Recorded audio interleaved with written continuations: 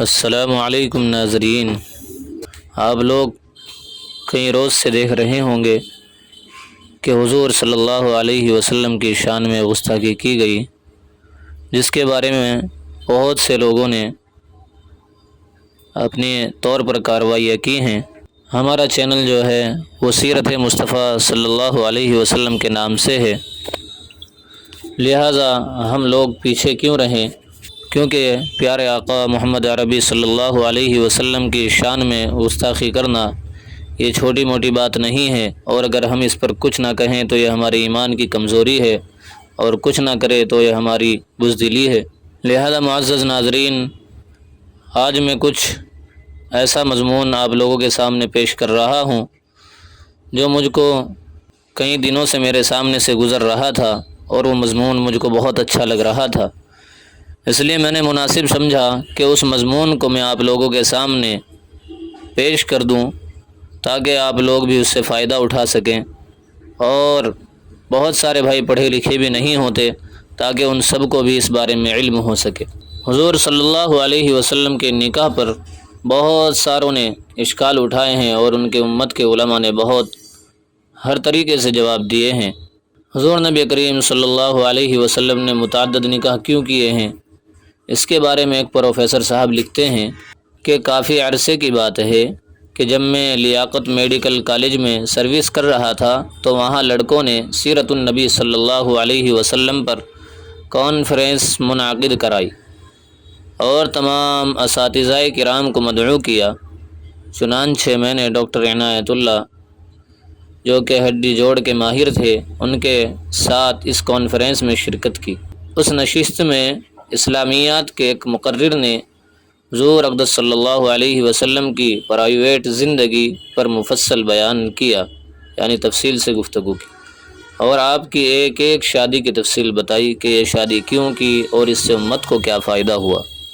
یہ بیان اتنا مؤثر تھا کہ حاضرین مجلس نے اس کو بہت سراہا۔ کانفرنس کے اختتام پر ہم دونوں جب کانفرنس سے یعنی جلسے سے حیدرآباد بذریعہ کار آ رہے تھے تو ڈاکٹر عنایت اللہ نے عجیب بات کی۔ اس نے کہا کہ آج رات میں دوبارہ مسلمان ہوا۔ میں نے تفصیل پوچھی تو انہوں نے بتایا کہ 8 سال قبل جب وہ FRCS کے لیے انگلستان گئے تو کراچی سے انگلستان کا سفر کافی لمبا تھا۔ ہوائی جہاز میں ایک ایئر ہوسٹس میرے ساتھ آ کر بیٹھ گئی۔ ایک دوسرے کے حالات سے آگاہی کے بعد اس عورت نے مجھ سے پوچھا کہ تمہارا مذہب کیا ہے؟ میں نے بتایا اسلام۔ ہمارے نبی کا نام پوچھا، میں نے حضرت محمد صلی اللہ علیہ وسلم بتا دیا۔ پھر اس لڑکی نے سوال کیا، کیا تم کو معلوم ہے کہ تمہارے نبی نے 11 شادیاں کی تھی؟ میں نے لا علمی ظاہر کی تو اس لڑکی نے کہا کہ یہ بات حق اور سچ ہے۔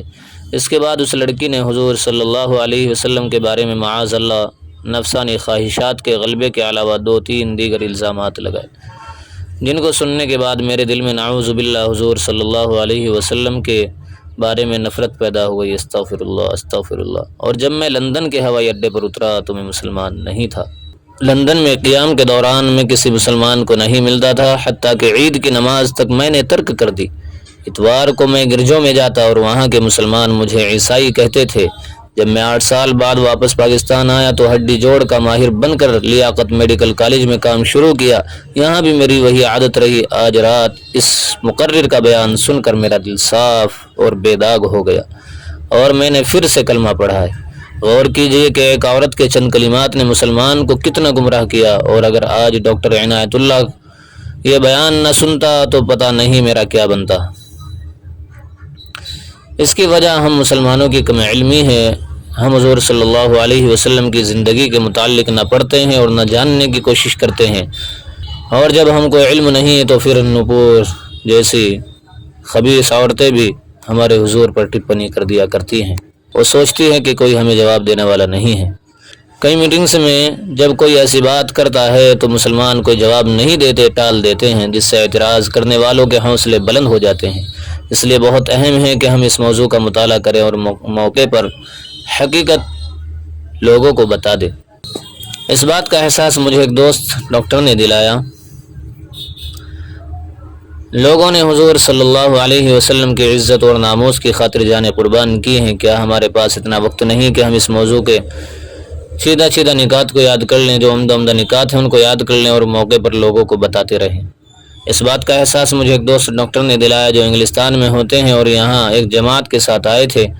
انگلستان میں جب یعنی لندن وغیرہ میں ڈاکٹر صاحب کے کافی دوست دوسرے مذاہب سے تعلق رکھتے تھے، وہ ان کو اس موضوع پر صحیح معلومات فراہم کرتے رہتے ہیں۔ انہوں نے عمدہ نکات بتائے ہیں جو میں پیش خدمت کر رہا ہوں۔ اتوار کے دن ڈاکٹر صاحب اپنے دوستوں کے ذریعے گرجا گھر چلے جاتے ہیں، وہاں اپنا تعارف نبی کریم صلی اللہ علیہ وسلم کا تعارف کراتے ہیں۔ عیسائی لوگ خاص کر مستورات آپ کی شادیوں پر اعتراض کرتی ہیں۔ ڈاکٹر صاحب جو جوابات دیتے ہیں وہ ان کو سن کر تھوڑا ان کا ذہن صاف ہو جاتا ہے اور وہ پھر اعتراض کرنے سے گریز کرتی ہیں، کیونکہ جب بات سمجھ میں آتی ہے تو پھر آدمی اس سے محبت کرنے لگتا ہے۔ چلو میں آپ کو بتاتا ہوں کہ حضور صلی اللہ علیہ وسلم کی 11 شادیوں کا راز کیا ہے۔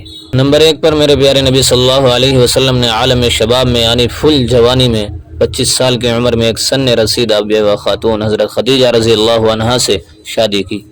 حضرت خدیجہ رضی اللہ عنہا کی عمر 40 سال تھی اور جب تک حضرت خدیجہ آپ کے نکاح میں رہی آپ نے دوسرا نکاح نہیں کیا۔ 50 سال کی عمر تک آپ نے ایک بیوی پر قناعت کیا۔ اگر کسی شخص میں نفسانی خواہشات کا غلبہ ہو تو وہ عالم شباب کے 25 سال ایک بیوہ خاتون کے ساتھ گزارنے پر اکتفا نہیں کرتا۔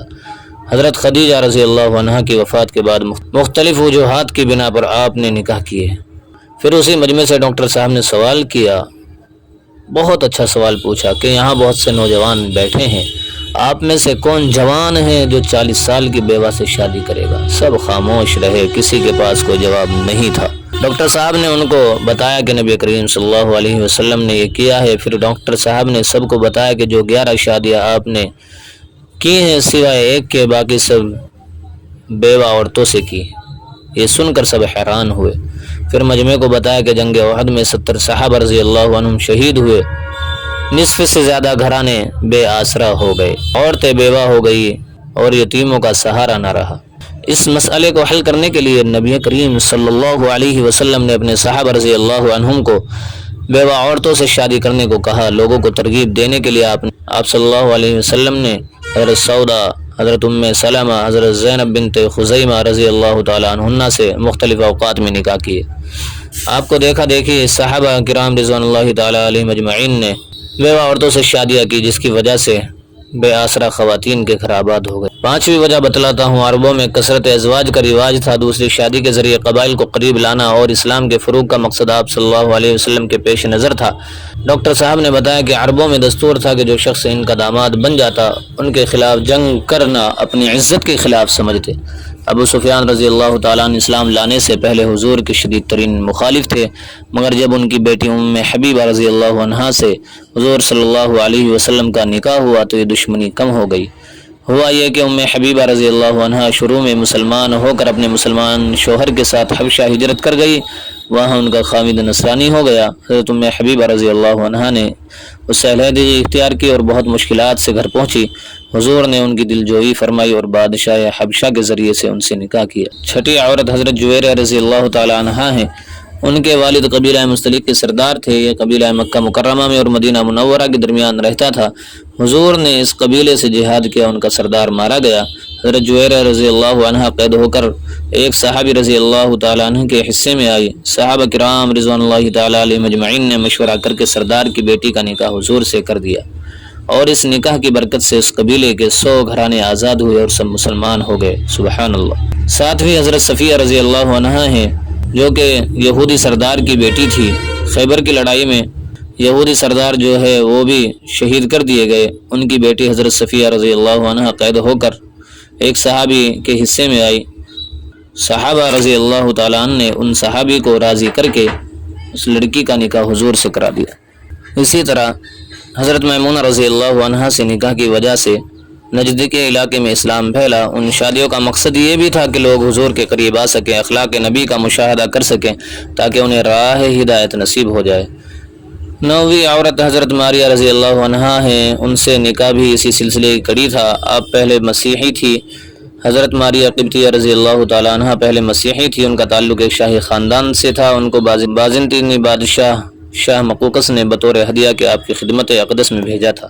چھٹی عورت حضرت زینب بنت جحش رضی اللہ عنہ سے نکاح کیا۔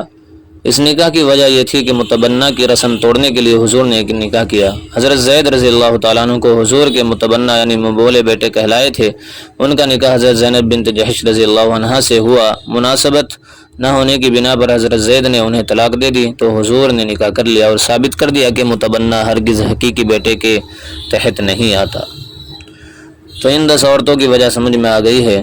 11ویں کے بارے میں ڈاکٹر صاحب اپنا کلام جاری رکھتے ہوئے بتایا کہ علوم اسلامیہ کا سر چشمہ قرآن پاک اور حضور اقدس صلی اللہ علیہ وسلم کی سیرت پاک ہے۔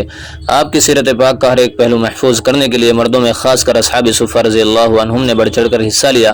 عورتوں میں اس کام کے لیے ایک جماعت کی ضرورت تھی، ایک صحابیہ سے کام کرنا مشکل تھا۔ اس کام کی تکمیل کے لیے آپ نے کئی نکاح کیے۔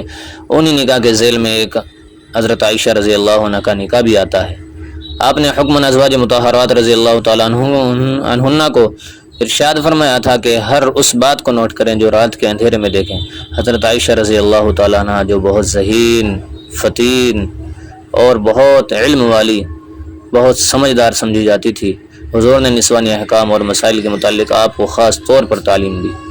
حضور اقدس صلی اللہ علیہ وسلم کی وفات کے بعد حضرت عائشہ رضی اللہ عنہ 48 سال تک زندہ رہی اور 2210 احادیث آپ رضی اللہ عنہ سے مروی ہیں۔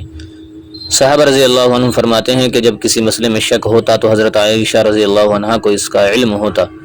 اسی طرح حضرت ام سلمہ رضی اللہ عنہ کی روایات کی تعداد 368 ہے۔ ان حالات سے ظاہر ہوا کہ ازواج مطہرات رضی اللہ عنہ کے گھر عورتوں کی دینی درسگاہیں تھیں، کیونکہ تعلیم قیامت تک کے لیے تھی، ساری دنیا کے لیے تھی۔ ذرائع ابلاغ محدود تھے، یعنی بہت کم تھے، علم سیکھنے کے وسائل بہت کم تھے، اس لیے کتنی جافشانی سے یہ کام کیا گیا ہوگا اس کا اندازہ آج ہم نہیں لگا سکتے۔ آخر میں ڈاکٹر صاحب نے بتایا کہ مذکورہ بالا بیان جو میں ابھی بیان کیا ہے، اس بیان کو میں گرجوں میں لوگوں کو سناتا ہوں اور وہ سنتے ہیں، باقی ہدایت دینا تو اللہ کا کام ہے۔ اگر پڑھے لکھے مسلمان ان نکات کو یاد کر لیں اور کوئی بدبخت حضور کی ذات پر حملہ کرے تو ہم سب اس کا دفاع کر سکتے ہیں۔ میرے پیارے دوستو، ایک چھوٹا سا مضمون تھا، اس مضمون کو کم سے کم آپ اپنے ہر گروپ، واٹس ایپ، فیس بک اور تمام کانٹیکٹ پر اس کو شیئر کریں اور اپنی ذمہ داری نبھائیں۔ اللہ تعالی ہم سب کو توفیق دے اور عمل کرنے والا بنائے، آمین۔ ہر ابتدا سے پہلے، ہر انتہا کے بعد ذات نبی صلی اللہ علیہ وسلم بلند ہے، ذات خدا کے بعد دنیا میں احترام کے قابل ہیں جتنے لوگ، میں سب کو مانتا ہوں مگر مصطفیٰ صلی اللہ علیہ وسلم کے بعد۔ پیارے دوستو، اس چینل کو سبسکرائب کریں، لائک، شیئر، کمنٹ ضرور کریں۔